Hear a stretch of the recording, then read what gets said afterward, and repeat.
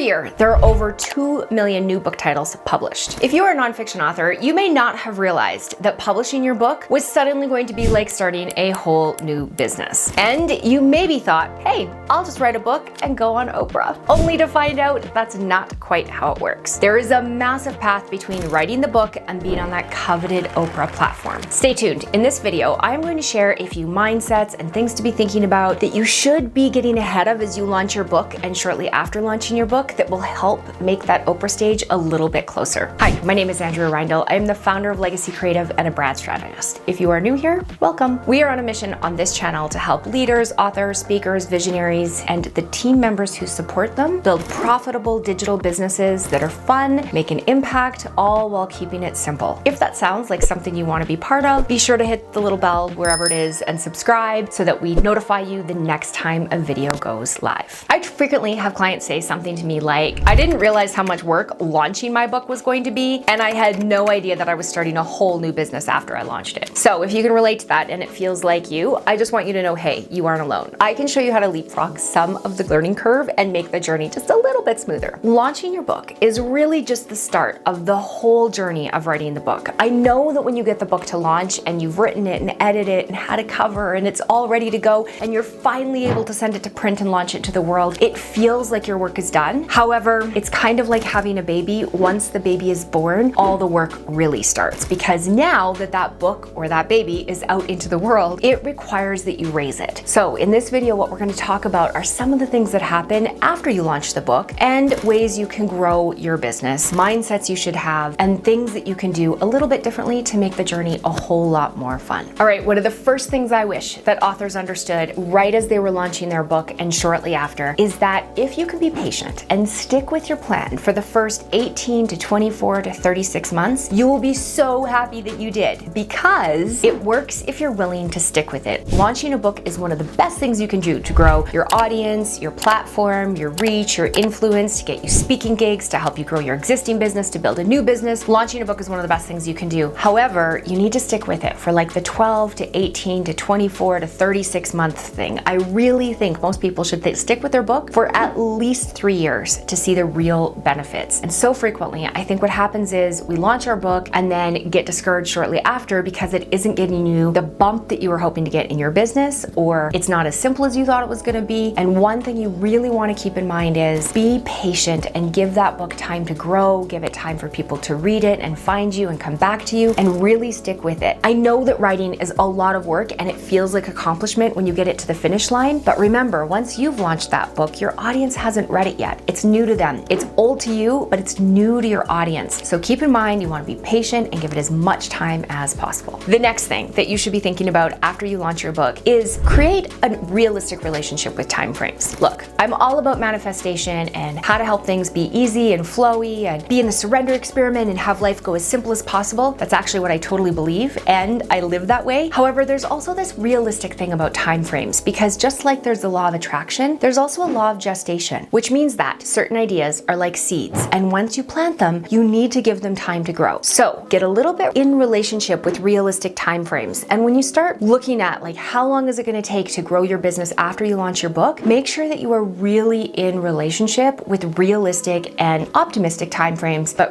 really keep in mind it takes time for your business to grow. Very frequently we see with clients that a year is pretty typical to get traction once you've launched your book. So be patient and keep going. Okay, the next thing you want to be thinking about if you've just launched your nonfiction book is to run your own race and have your own metrics that are what does success look like for you in your business. Now, part of tracking success is making sure that you are tracking where you started and where you're headed. There's a great book by Dan Sullivan and Benjamin Hardy called The Gap and the Gain that covers this exact topic. And basically what they cover is that people who are really visionary and driven and entrepreneurs and people who tend to write books, they very often are always thinking about the future. They're like looking forward and thinking about where they're headed and where they're going, and they're excited about the future. And part of what happens when you have that drive is that you forget to look where you came from. You forget to look to see how far you've come. And when you're launching your book and shortly after you've written your book and you really are in that building phase of your business with your book, you need to remember to be patient and give things time to grow, as I already mentioned, and also to track how much progress has been made. Look, if you have a book and it's launched, that's progress. If you've had a couple speaking gigs based on the topic of that book, that's progress. If you've been on a few podcasts, also progress. progress. You see where I'm headed with this? The more places you can track progress and look at it from a position of like, hey, this is putting us on the right track and I am headed in the direction I want my business to go, the more you will feel success and be willing to stick with it and be able to give your business the time it needs to grow.